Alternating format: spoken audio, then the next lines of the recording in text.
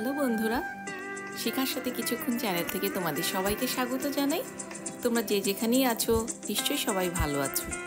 বন্ধুরা, আজকে আমি তোমাদেরকে কলকাতায় রবীন্দ্রনাথের জোড়াসাঁকোর ঠাকুর বাড়িতে নিয়ে যাচ্ছি। এই যে দেখো, আমরা এখন জোড়াসাঁকোর ঠাকুর বাড়িতে ঢুকতে যাচ্ছি।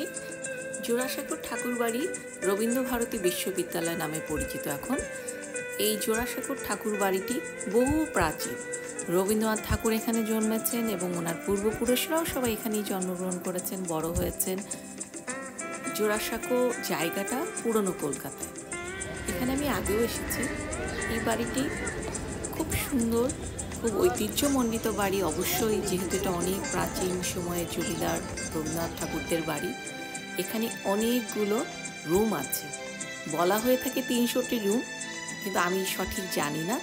আর এখন দেখা যায় 30-40টি রুম আর কি ওরা দেখার জন্য খুলে রেখেছে। সব রুমে আসলে ঢোকা যায় না, নিষেধ আছে, বন্ধ করা আছে সেগুলো।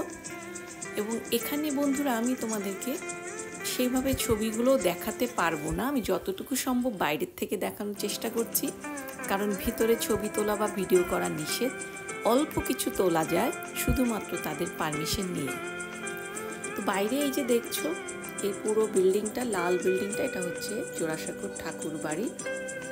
এইটা হচ্ছে মহর্ষি ভবনে ঢোকার গেট।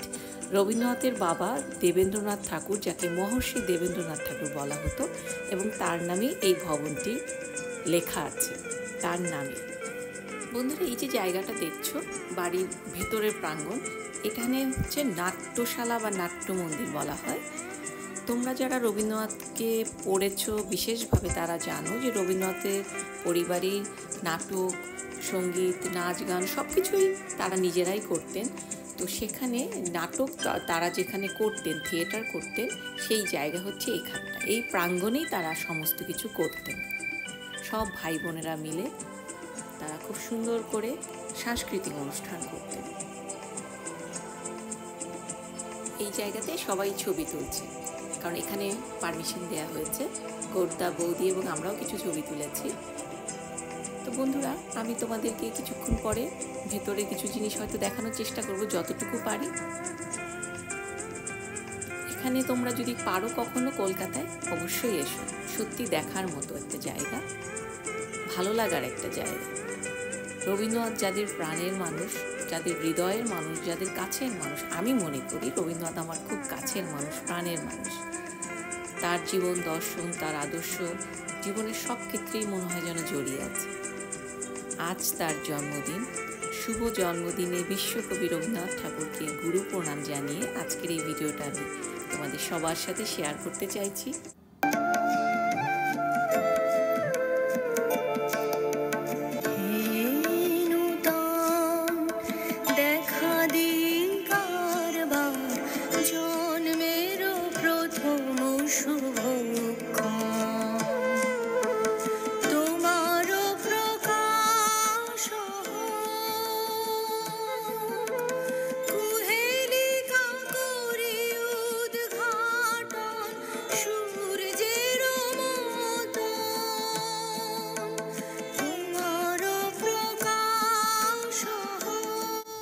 জোড়াসাঁকোর ঠাকুর বাড়ির থেকে বের হলে পরেই ফুচকার দোকান, খুবই টেস্টি ফুচকা, খেতে খুবই ভালো লাগে। যদি এখানে থাকতাম সত্যি কত ফুচকা চটপটি খাওয়া যেত। যেহেতু আমরা বিদেশে থাকি, ব্যাংককে থাকি, এখানে তো আসলে চাইলেই সব কিছু পাওয়া যায় না, সে কারণে আমাদের খাওয়ার ইচ্ছাটা আরও বেশি। বিশেষ করে আমার তো ভীষণই ভালো লাগে।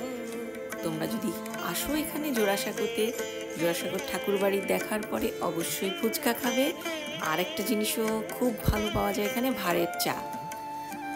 জোড়াসাঁকোর ঠাকুর বাড়ি থেকে বের হলে পরেই চায়ের দোকান আছে, আর আরও কিছু চায়ের দোকান আছে একটু হেঁটে গেলে। তো আমরা কিছুটা হেঁটে গিয়ে সামনে গিয়ে চায়ের দোকানে চা খাবো, কিন্তু চায়ের সে ভিডিওগুলো আসলে নেই, তোমাদের দেখাতে পারছি না, কিন্তু তোমরা কিন্তু অবশ্যই চা খাবে।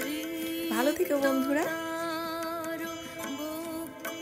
আজকে কবিগুরুর জন্মদিনে কবি প্রণাম জানিয়ে আমার এই ভিডিওটা শেষ করতে চাচ্ছি। তোমরা যে যেখানেই থাকো ভালো থাকো, সুস্থ থাকো। তোমাদের সাথে খুব শীঘ্রই আবার দেখা হবে নতুন কোনো ভিডিও নিয়ে। রবীন্দ্র জয়ন্তী শুভ হোক। সবার মঙ্গল হোক।